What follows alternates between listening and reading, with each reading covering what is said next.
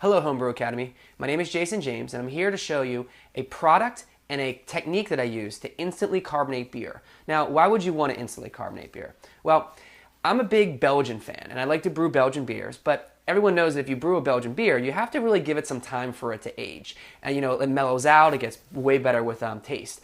However, there's other beers that I brew that I don't need to let age and I kind of get a little impatient and I want to taste them that day. Sure, you can have, the warm, flat beer while you're bottling it or you're kegging it, but I want to taste what it's going to taste like when it's cold and when it's carbonated. So what you need for this technique is a carbonating cap, a bottle the carbonating cap will fit onto, a CO2 tank with a regulator, and a ball release valve that you would use to put on your gas line of a keg.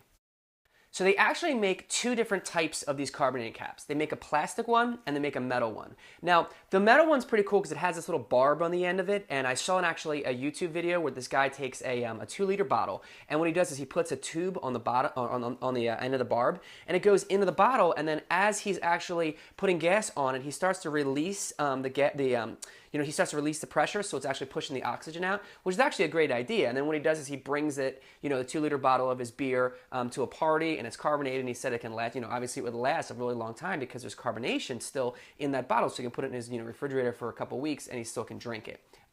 The only problem I have with these is that the seal is not very good. I had to use, plumbing tape on some of the bottles, and some of the bottles it doesn't really fit on really well, and it's also pretty heavy. So if you put it in, let's say, a cooler, that part actually sinks to the bottom, and you got kind of like your, a beer with the ass end coming out of the cooler.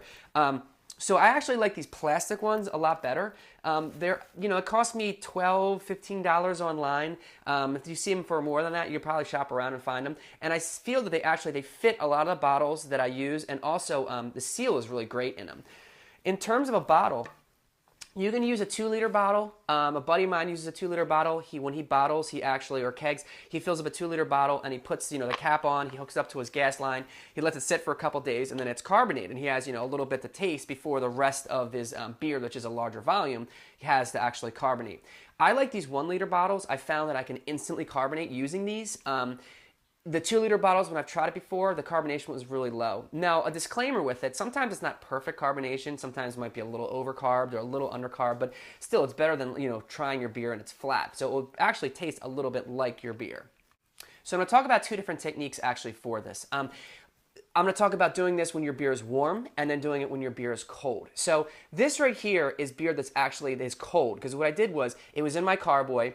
I put it in my kegerator and I let it actually sit and cold crash to drop out, some of the hop sediment, a little bit of the yeast as well. But sometimes, not everyone does that or has that capability. So let's say you have warm beer. It's in your fermenter, it's done, it's ready to be bottled or it's ready to be kegged. What I do is I take I put it's about 2 beers goes in this, right? And then I go and I put my priming sugar in and I bottle, or let's say I go right into the keg and I keg the rest of it. And then with this, what I do is I actually want to purge the oxygen out of it. And to do that, what I'm going to do is I'm actually just going to squeeze until all the beer goes to the top. So it pushes out my oxygen, and then I put my cap on it. Now, this is warm beer, what I would do is I would take my CO2 tank, I would jack up my CO2 to about 30, 40 psi, and I'd hit it with the gas. And what happens is it expands, right? Then what I do is I actually shake it up. When you shake it up, some of the CO2 will absorb in there, but you'll find that actually cold beer is better because CO2 actually absorbs into a cold solution faster. So you want to get this cold. So how do you do that? What I do is I take a wet paper towel, and I wrap it around the bottle, which again, it would be expanded because there'd be gas in there.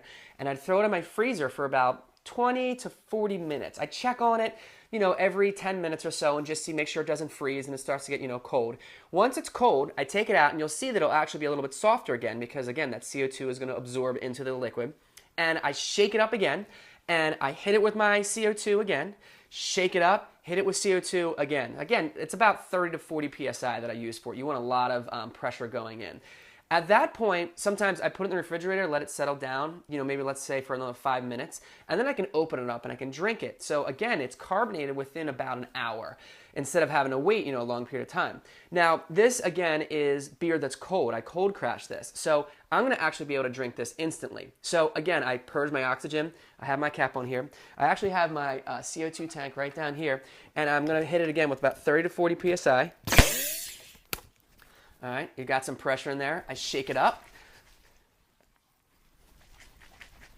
I'm gonna hit it again with my CO2.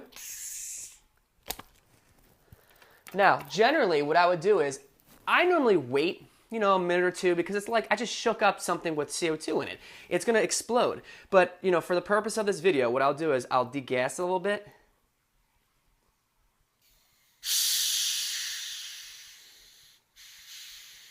And again, I'm gonna get some foam on the top.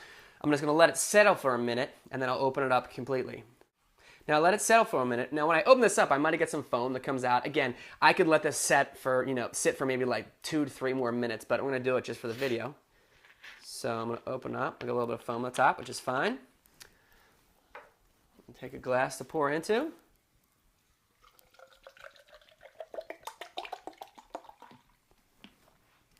And you can see, I got a nice carbonated beer right there. Yeah, perfect. So again, you can use this technique and the little carbonated caps to get yourself a beer to be able to drink instantly the day of bottling, and then you don't have to wait. Cheers.